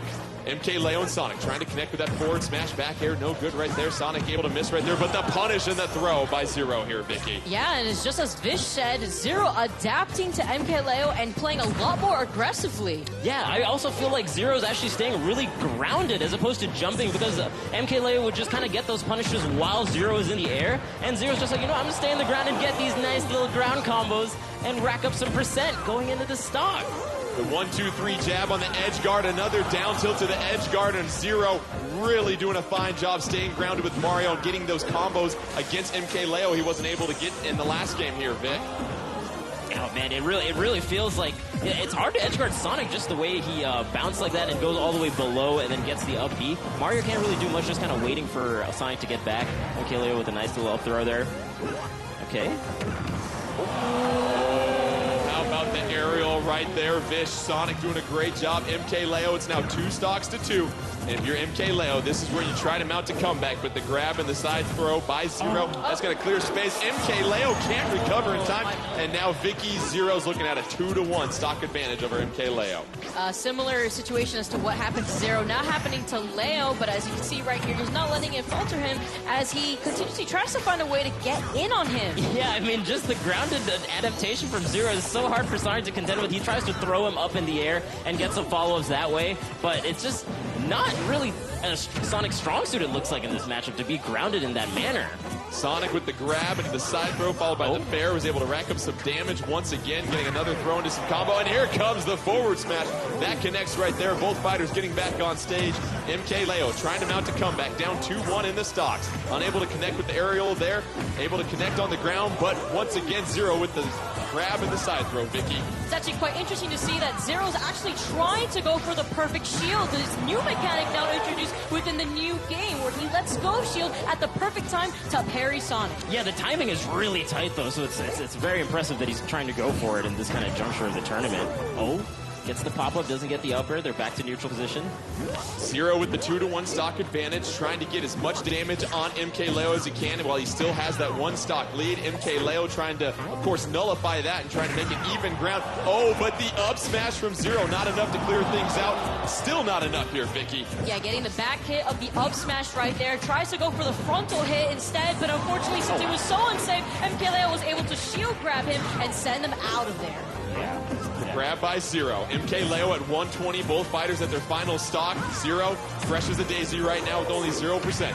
Oh, Zero able to connect with that fair. Beautifully done right there. MK Leo trying to avoid the combo on the edge, rolling back right there, gets a chance to punish with the back throw. Unable to do anything else right there, Fish. Oh, and he gets a couple great hits. Okay, great air dodge from Zero. He really needed that. It looked like he was in trouble with all those back airs that MK Leo was doing. Great. Nice little back air from Zero as well, but it is pretty difficult to edge guard Zero. Oh my read! And the read with the up smash! Oh my god, Katya slipping, rolling Zero in. gets the up smash. He takes the first game of our grand finals. Don't forget, best 2 out of 3. Zero needs 1 more game, and he will be our champion of the Super Smash Bros. Invitational 2018. And what we saw there, and it's a good point that you pointed out there, Vish, we saw Zero doing a better job of staying grounded. He really got punished and damaged quite a bit by those aerials in the previous matchup against Sonic. Wasn't the case this time. Yeah, I mean, just how much that Sonic was getting while Mario was in the air. Zero kind of saw that and he was like, you know what, if I just stay grounded, I can still start up some of my initiations with my up tilt into my up airs and even some of my throws. But Sonic has a much harder time, it looked like, to get those kind of same initiations. But even then, it was still really close towards the end, just almost with that edge guard from MK Leo with those couple back airs. You talk about MK Leo and his ability to edge guard, but the air dodge by Zero was so critical. Vicky, tell us why. Because at that moment, he recognized that MKLeo was going to try to go for something. So to avoid it, he had to maneuver himself around there. But because air dodge isn't the same way in this game, you don't want to be air dodging too much. Because if you air dodge from a high distance, there's so much lag. So you could possibly be ending your stock in an SD. Well, let's get set for our next game here. MK Leo versus Zero. If Zero can get the victory here, he will be our champion. Which characters will they choose? Well, let's go ahead and just rack it up again. Mario versus Sonic. Zero controlling Mario, MK Leo controlling Sonic. And you get a chance to take a look at the different mechanics of the stage now. Right. What are we going to expect to see here strategy-wise here, Vish? I mean, it's a longer stage, so controlling center and controlling that mid platform is going to be better. It feels like because there are platforms, he can kind of get underneath Mario and get the initiations that Sonic is really looking for. So this could work out really well for him. We'll see how it goes. And loser chooses the stage, so this was an interesting choice by MK Leo. You want to introduce some verticality to this level here, Vicky. Yeah, this is a stage that is no stranger to us. Town and City finally showing itself. And MK Leo with the grab, and here's the follows. But wow, Zero falling with an aerial into a grab. We see MK Leo getting back up on the ledge at this point, trying to do an edge guard punish. Oh, Zero able to take advantage of that. 3 straight connections on the juggle right there, followed by the up B, and he has a 70 to 92 advantage. Zero right now looking very strong. Once again, the forward smash, is it enough? No, MK Leo able to get back on the stage here, Fish. Yeah, I mean, and I think just because the stage, the bottom part of the stage is so long, Sonic can just kind of traverse that way quicker. And wow, what a great recovery option, doing up air and then doing another up B into up air. That actually keeps the ledge so safe. I'd be scared to edgeguard if I were Zero going down there. MK Leo getting back on the stage, but staring at a 148% damage right now. Zero just at 88, and there comes the smash from Zero, Vicky. And there's a parry that you just saw right there, the perfect shield coming out of Zero, and you can recognize that Zero's always at an advantage whenever he keeps MK Leo guessing a what option he should do off the ledge. For sure, for sure. MK Leo at 19%, Zero at 120, 3-2 stock advantage for Zero. Here we go, MK Leo with the back throw. Is it going to be enough? No, Zero able to get back on stage, but that spring catches him in mid-air, and how about that edge guard, Vish? That's really smart. We've seen him try to do that earlier where the spring has a hitbox as it falls down there, and that one actually worked out perfectly against Mario's style of recovery. I like it. MK Leo getting juggled a little bit in the air, but you see those platforms are now back. Zero trying to edge guard right there. MK Leo getting back on. MK Leo rolling out of the couple of aerials thrown out by Zero, able to get the nice up smash. Zero coming down to earth right now at this point, and then here comes yet another combo here, Vish. Oh man, and again, just that up air off from recovery just keeps him safe while he gets back on stage. It's actually a really great recovery option. Knocks him off, tries to read drift in, but Zero doesn't bite, actually aerialing in instead, keeping himself safe. Oh! Gets the up air. Grab into the down throw earlier by MK Leo. Zero trying to hold things down on the ground, avoiding matching MK Leo in the air. And Vicky, you seem that strategy is working pretty well for Zero here early on. Yeah, since he was trying to catch Leo with the up smash, instead Leo caught him with his forward smash, showing him what the fist has to say. Don't let me catch you sleeping right there. MK Leo with a 2-1 stock lead, however, at 131% damage, trying to get as much as he can, playing with house money at this point, trying to force a Game 3 in our grand finals. Zero, meanwhile, has to eliminate 2 more stocks. Can MK Leo get back on? But Vicky, we see the recovery, and now it's 1 stock each. If Zero can get the KO here, he will be our champion, Fish. I really feel like as the set progresses, we're seeing these harder and harder reads with these huge smash attacks. I mean, they're not really crazy fast, so it must really have an understanding on who they're playing against and where exactly they're going to be during their trajectories. Really MK Leo with a couple of juggles right there. Zero on the side of the screen, getting a chance to recover here, Vicky. And you look at what's at stake with one stock left here for each fighter. Jordan, this is a perfect representation of momentum at its finest. MK Leo really showing that confidence as he continues to follow Zero up in the air, and another grab. He is sent off the left side of the stage. Can he make it back safely, though? Yeah, and then MK Leo just kind of keeping a little bit outside the range of any kind of hitboxes that Zero can do off the stage, and he gets the backer in the middle of the stage, and this is going to game 3, guys. Let's get some extra Super Smash Brothers Ultimate here. It is now 1-1, and we go to a winner-take-all decisive game 3 for what we saw there from MK Leo and Sonic. The addition of the platforms in that level really seemed to help with that vertical game, because if you were Mario and Zero and you tried to stay grounded, you still had a chance to get juggled in the air by MK Leo. As Vish pointed out, the platforms actually allowed MK Leo to take advantage of the platform pressure that he was applying to Zero. Although it seemed very close up until the very last stock, Leo was able to carry his momentum and take game 2. Oh my God, I gotta give a shout out to both these competitors for giving us the most possible matches that we could have at this Invitational, going all the way down to the last game. I am so excited, man. Well, we've had an unbelievable crowd. Is everybody ready for Game 3, Grand Finals, Super Smash Brothers Invitational 2018? It all comes down to this between MK Leo. Can the youngster dethrone Zero, or will Zero look to repeat it yet another Invitational? It's Mario versus Sonic. Zero, the loser of the last game, choosing to go with the completely flat final destination here, Vish. Right, and it's exactly like we were talking about before. It just felt like his grounded game was really powered up with this kind of stage, and he was just forced into the air a little bit more with that previous one. Makes sense to me in terms of a counterpick for Zero. Early going here. No major advantage for either fighter. Zero at 35, MK Leo at 26. Both fighters, it seems like Vicky a little cautious and just making sure that they distance themselves from each other. Yeah, this is neutral as well. So you see Leo is just trying to be a little bit more defensive, does not want to land the first hit, as he recognizes that Zero's trying to go for the more aggressive approach here. A lot of rolls coming from Leo, which we've established isn't the best idea, but you can tell he's feeling very confident in keeping those rolls going and keeping Zero up in the air. You see the forward air from MK Leo going out. Both fighters still relatively the same health percentage. And you look at MK Leo, gotta try and put some pressure on Zero, because you have to match that aggressiveness here, Fish. Yeah, and I like the movements that they're doing. They're not being too committal with any of their attacks. They're kind of dashing and then stopping their dash with their shield, so they can immediately act out of it as best they can. They either get a shield grab or they can jump out and do an aerial. Oh, he goes all the way out there. I like the quick up B from MK Leo. It kind of avoids the backer that Zero was trying. And Zero giving MK Leo a taste of his own medicine with some aerials leading to some juggle combos, and now it's 115 MK Leo, 78-0. Both fighters 3 stocks, as the winner will be your champion of the Super Smash Brothers Invitational 2018. Zero looking to recover. Oh, able to avoid the spring there, Vicky. Yeah, good avoidance there coming from Zero, but he still finds himself off stage. Leo applying so much pressure for the spring, and that tech! Fish! Oh my God, that tech was amazing. I mean, he's been seeing that the up B spring is going to be coming out there, so he was definitely expecting it. He was just ready for it. And Zero, again, off of the ledge. Zero is reading MK Leo with so many up smashes. Gets the KO. He's up a little bit.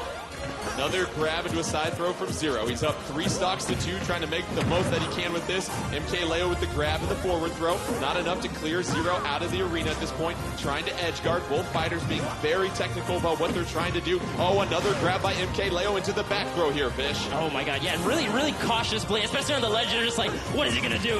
Am I gonna get red again? I don't want to get smashed one more time in this finals. The patience, though, displayed from Zero. He was trying to get the read with a down smash.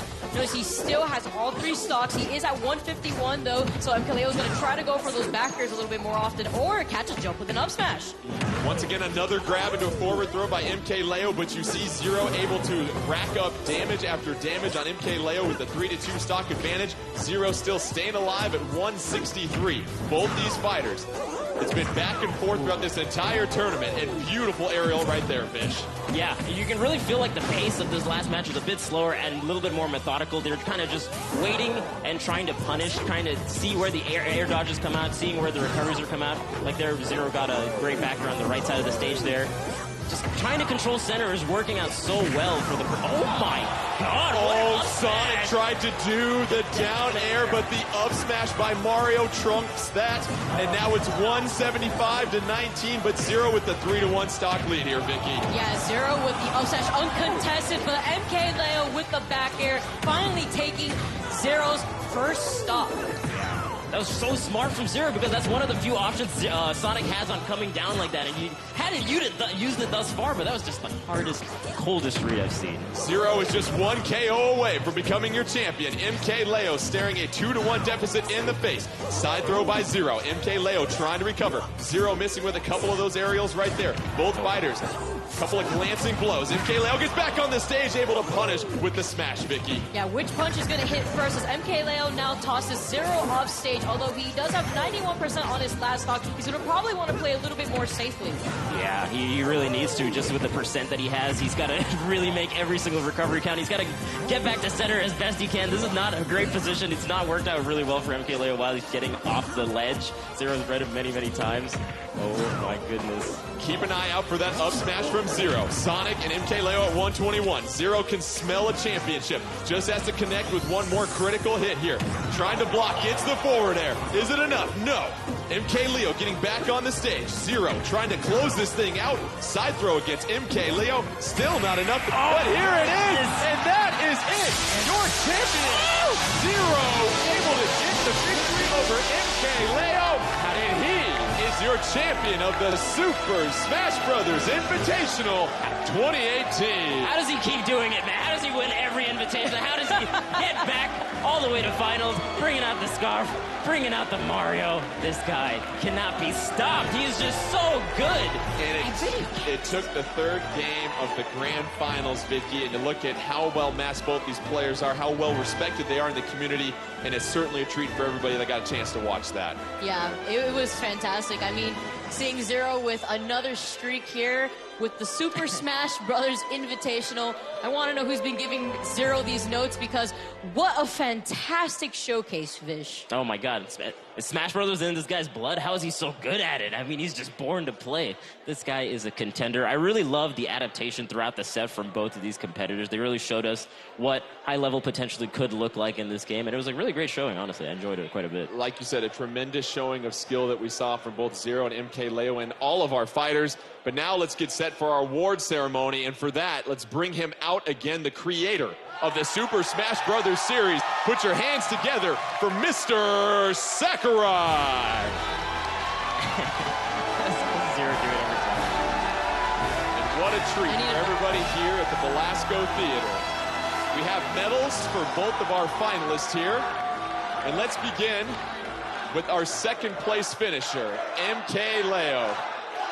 As the crowd chants Sakurai, you see the love from this community for the creator. But let's go ahead and get started with our award ceremony right here. We have a couple of medals for our participants here. Let's begin with our second place finisher. Please give a big round of applause for MK Leo.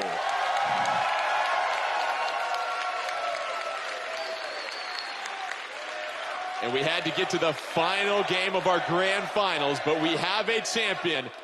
Give it up for Zero.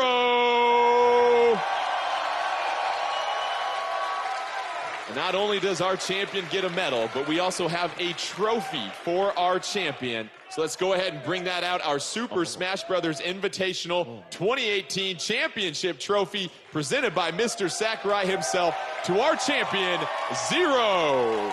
Oh. That is a beautiful trophy. Oh my gosh. Gorgeous. Just a wonderful display. Now let's hand it over to Mr. Sakurai for a few words. Zero は本当に強いな。Zero, you are really good. 選手の皆さんに入場してもらいましょう。Please come in. Let's ask the players who participated to come out on stage. .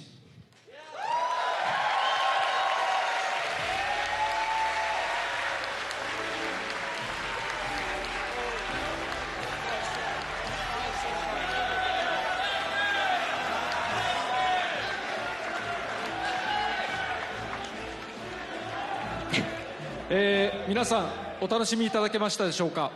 So, did you enjoy the show?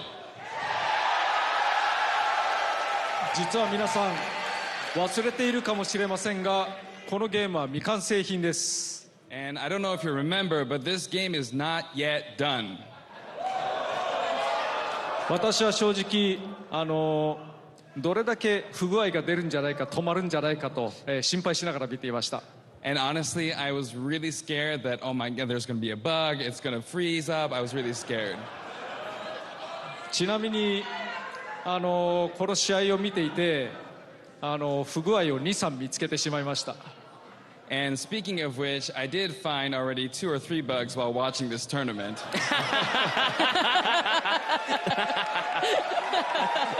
製品が出るまでに直します。I'll be sure to fix it in the production version. Yeah. それにしても、まだ制作をしている最中のゲームなのに、なんて上手にプレイするんだろうなと思いましたね。But I was really impressed at how well you guys played, despite this being a game in development. ただし、このゲームのバランスも日々変わっていきますし、開発中に日々変わっていきますし、また、今作ならではのルールを覚えると挙動もどんどん違ってくると思います。And this game is constantly being adjusted, and the balancing is constantly being adjusted during development. And as you learn the new rule sets for this game, I think what you can do with this game will change as well. だからさっさと完成できるように、日本にすぐに帰ろうと思います。今日深夜便で帰って朝に日本に到着し、すぐに仕事します。So with that said, I need to go back home to Japan and get working. So I'm going to take a midnight flight tonight and start work tomorrow morning. Guys. だから皆さんどうぞ。Thank you. どうぞ発売を楽しみにしてください。ありがとうございました。And with that said, I hope you're all looking forward to the release of this game. Thank you very much.